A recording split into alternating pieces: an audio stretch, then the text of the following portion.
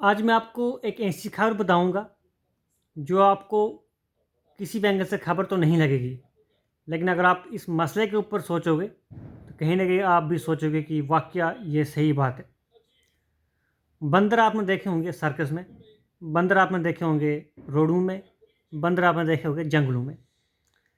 लेकिन ये जो बंदर हैं, देखने में अच्छे हैं, क्यूट हैं, लोग इनको पसंद करते हैं, प्यार करते हैं, बहुत अच्छी बात है। मगर आज इन बंदरों की समस्या एक ऐसी आई है, ख़ासकर मैं बात करूँगा अपने डिस्ट्रिक्ट डोडा की, जहाँ पर इन्होंने इतनी तबाही की हुई है, लोगों की पूरी फसलें तबाह कर ली। चाहे वो हमारी मक्खी हो, हमारा प्याज हो, लहसुन हो, कड़म की सब्ज़ी हो, चाहे फिर राजमा हो, कोई भी सब्ज़ी क्यों ना हो। अब देखिए, जब हम खेतों में सब्ज़ी उगाते हैं या फिर मक्खी उगाते हैं, तो वो इसलिए उगाते हैं कि हमारा साल भर का गुज़ारा हो पाए। राजमा लगाते हैं, लेकिन आप सोचिए, जब वो सारी फसल तबाह कर दें बंदर, तो इंसान क्या करेगा? इंसान यही करेगा कि वो चिल्लाएगा, बंदरों को भगाएगा।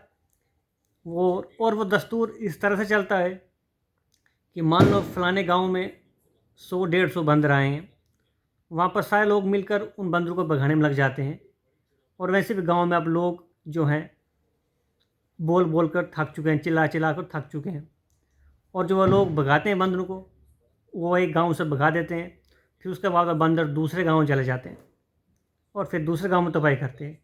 और इस तरह से बंदरों की जो प्लानिंग है पूरे इलाके में चलती है। मानो एक पंचायत और कर ली उन्होंने, वहाँ पर सफाया चट कर लिया, फिर दूसरी पंचायत की ओर जाएंगे, फिर तीसरी की ओर जाएंगे। ऐसे ही हमारे पूरे डिस्ट्रिक्ट डोडा में बंदरों का आलम इतना बढ़ गया है कि अब लोग परेशान हैं।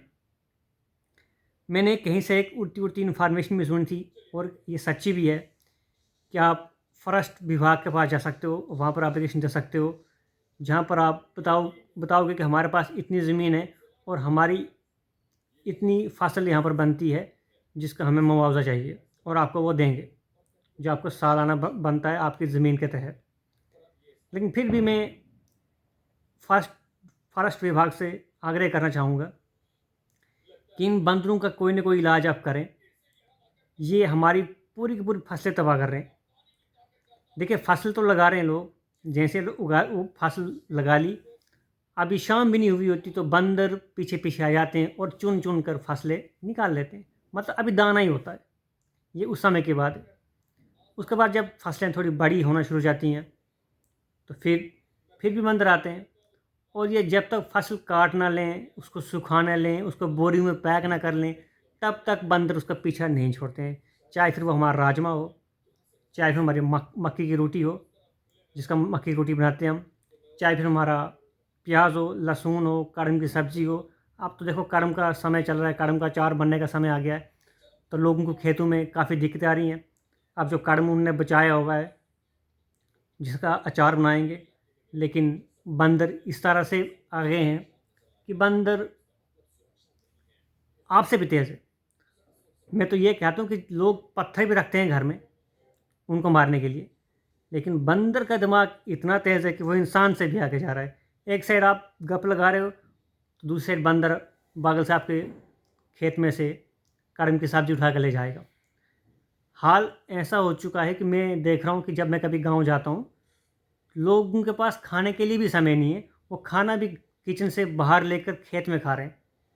आलम यहाँ तक पहुँच गया है, और वहाँ पर खाना खा भी रहे हैं और बंदरों को भगा भी रहे हैं, लेकिन दूसरी साइड से बंदर कहीं और घुसे हुए हैं।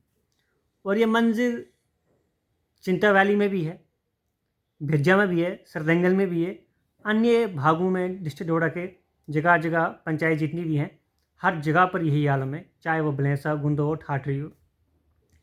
बंदरों ने लगभग पूरी फसलें हर साल तबाह कर देते हैं, और इस साल भी वैसे ही कर रहे हैं। तो ये एक मैसेज मैं अपनी वीडियो की तरफ से आप तक पहुंचा रहा हूं कि आप इसके ऊपर कुछ सोचें, विचार करें, ताकि जो लोगों की ये समस्या है इसका कोई निदान निकल जाए, ताकि वो अपना गुजारा कर पाएँ। अब देखिए, मक्खियाँ सूख गई हैं, लोग उसको बोरियों में पैक करेंगे, फिर घर में रखेंगे। तो ज़्यादातर लोग गाँव में गरीब ही होते हैं और वो उसको ढक कर नहीं रख सकते हैं। लेकिन बंदर आते हैं और फसलें उठा के ले जाते हैं और बुरे तरीके से ले जाते हैं। लेकिन लोग चिल्ला चिल्ला के भी थक जाते हैं, बंदर को कोई असर नहीं पड़ता है। पत्थर भी मारते हैं, वो एकदम पेड़ के ऊपर चढ़ जाते हैं, देवदार के ऊपर चढ़ जाते हैं, चीड़ के ऊपर चढ़ जाते हैं, लेकिन हाथ नहीं आते हैं। इसलिए उनका गला भी अब बैठ चुका है। काफ़ी सारे लोग इसके ऊपर बात करने के लिए भी आगे आते हैं कि हम इसके ऊपर बात करेंगे, हम चाहते हैं कि इन बंदरों की समस्या दूर हो और उनके जो गला है उस गले को राहत मिले, क्योंकि उनका उठना बैठना बंदरों के साथ हो गया है, सुबह से लेके शाम तक, जब तक अंधेरा न हो जाए। क्योंकि अंधेरे के बाद बंदर नहीं आते हैं, उसके बाद आपको रेस्ट मिलता है। लेकिन सुबह जैसे ही उजाला हो जाता है तो बंदर अपना कार्यक्रम पूरी टीम के साथ आपके खेतों में आ जाते हैं। फिर जो तबाही मचाते हैं वो तो शायद आपको मेरे से भी ज़्यादा अच्छे से मालूम है। मैं बात करूँगा आज से लगभग 7-8 साल पहले की। जो देसी बंदर हुआ करते थे, मतलब जो जंगल में हुआ करते थे, वो खेतों की ओर कम आते थे और वो बंदर न जाने कहाँ गुम हो गए। लेकिन अब जो बंदर हैं ये मालूम नहीं कहाँ से आए हैं और इस तरह से तबाही कर रहे हैं सब्जियों की, फसलों की, कि अब क्या कहना।